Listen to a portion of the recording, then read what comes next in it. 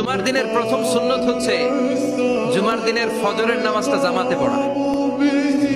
জুমার নামাজের প্রথম সুন্নত হচ্ছে ফজরের নামাজটা কি পড়া? জামাতে। আফদালুস সালাওয়াত ইনদাল্লাহি সালাতুল ফজরি ফি ইয়াউমিল জুমআতি ফি জামাআহ।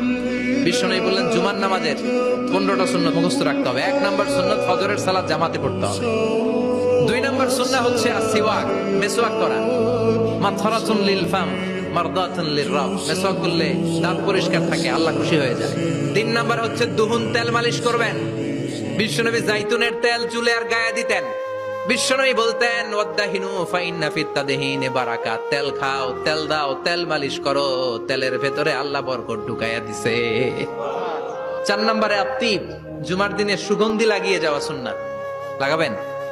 লাগাতে রাজি আছেন? বিরাতু আইনি ফিস সালাহ, নামাজের মধ্যে যখন আমি দাঁড়িয়ে যাই আমার চক্ষুটারে ঠান্ডা করে দেয় কে? আবার বিশ্বনবী বলতেন আরবাউন মিন সুনানিল মুরসালিন, 4টা সুন্নাত সব নবীদের সুন্নাত। 1 নম্বরে আল হায়া মানে লজ্জা। আরেক বর্ণনা এসেছে আল খিতান মানে সুন্নাতে খাতনা, এটা সব নবীদের ছিল। আর সেওয়াক, সব নবীরা মেসওয়াক করেছেন। আত্তিব, সব নবীরা আতর লাগিয়েছেন। আর নিকাহ, সব নবীরা বিয়েও করেছেন। চিল্লায় পড়েন আল্লাহু আকবার।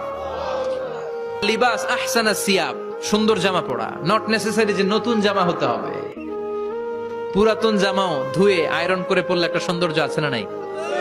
এরপরে ইকসারুস সালাহ আলান নবী, বিশ্বনবীর উপর বেশি বেশি দুরূদ পড়া। বিশ্বনবী বলতেন জুমার দিন শ্রেষ্ঠ দিন, এই দিন আমার উপর বেশি বেশি দুরূদ পড়ো। ফাইন্না সালাতাকুম মা'রুদাতুন আলাইয়া, কেননা তোমরা যে আমার উপর দুরূদ পড়ো, আমি মরে যাওয়ার পরে এই দুরূদগুলো কে পাঠিয়েছে তার নাম, তার বাবার নাম সহ ফেরেশতারা আমার কবরে দিয়ে আসে। এরপরে বিশ্বনবী বলতেন জুমার দিনে সূরাতুল কাহাফ পড়বা। কাহাফ পড়া সুন্নাহ। সূরাতুল কাহাফ পড়তে রাজি আছেন? রাজি আছেন তো?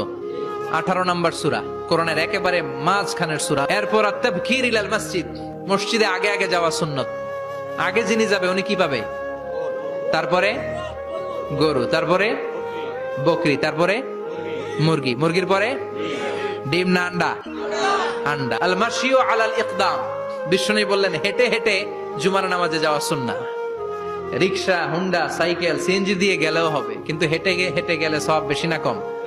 প্রতি কদমে কদমে আমলনামায় সওয়াব দিয়ে দিবে কে?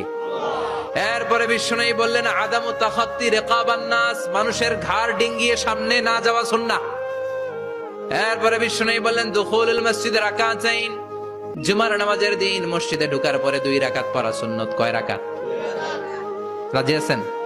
কবলাল জুমা বাদাল জুমা, অনেকে প্রশ্ন করে বাদাল জুমা 4 রাকাত, মসজিদে পড়লে 4, ঘরে পড়লে 2, কিন্তু কবলাল জুমা সুনির্ধারিত নয়, অনির্ধারিত। মা কদ কুদ্দিরা লাক, যত আপনার তৌফিকে কুলায় 2 রাকাত করে করে 2, 4, 6 ইমাম সাহেব খুতবা দেওয়ার আগ পর্যন্ত। আপনি যদি আধা ঘন্টা আগে যান আপনি 10 রাকাত পড়তে পারবেন। চিল্লায় বলেন ঠিক কি না?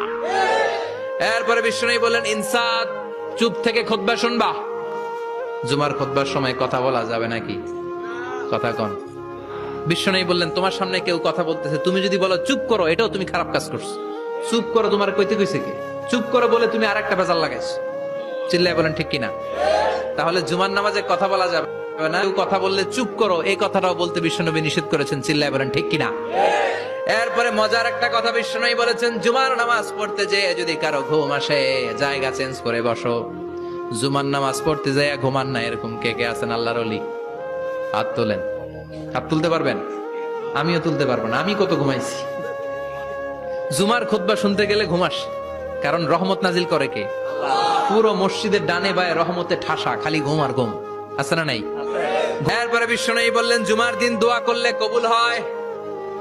এমন একটা সময় আছে জুমার দিনে, ওই সময়ে যদি বান্দা আল্লাহর কাছে কিছু চায়, সেটা না দিয়ে খালি হাতে আল্লাহ বান্দারে ফিরায় দেয় না। সেটা কখন? অনেক ইখতিলাফ আছে, বেশিরভাগ মুহাদ্দিসিন বলেছেন জুমার দিন আসরের নামাজের পর থেকে মাগরিবের আগ পর্যন্ত, বিশেষ করে মাগরিবের আগের আধা ঘন্টা, এই সময় আল্লাহর কাছে বান্দা যদি কিছু চায় এই দোয়া আল্লাহ ফিরিয়ে দেয় না। এই 15টা সুন্নাত আমল করা যাবে তো? সবাই রাজি? জুমার খুতবা মনোযোগ দিয়ে শুনবো তো? আগে আগে আসবো তো? দোকানপাট বন্ধ করে জুমার নামাজের ভাবমূর্তি রক্ষা করবো তো? খতিব সাহেব যারা আছেন জুমার আলোচনাটাকে আরো কনস্ট্রাকটিভ ওয়েতে নেন। সব বন্ধ হবে, জুমা বন্ধ হবে।